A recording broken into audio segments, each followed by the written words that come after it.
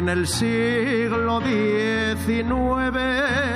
tiempo de guerras carlistas, los habitantes de Oviedo fueron los protagonistas.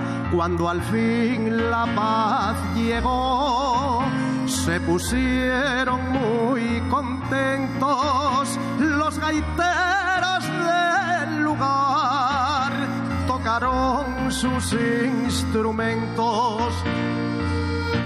Que viva el desarme, qué fiesta tan rica, porque se celebra llenando la tripa.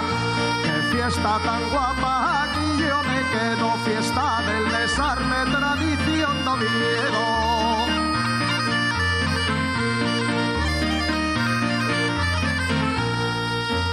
Hombres, mujeres y niños y soldados con caballos comieron para celebrarlo garbanzos con bacalao y una cazuela de callos. El 19 de octubre, ovetenses y asturianos pegados a los fogones, esta historia recordamos.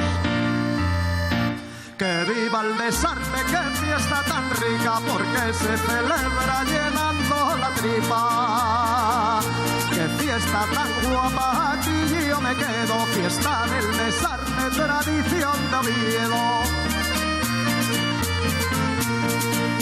Que viva el desarme, qué fiesta tan rica, porque se celebra llenando la tripa. Qué fiesta tan guapa, aquí yo me quedo, fiesta del desarme.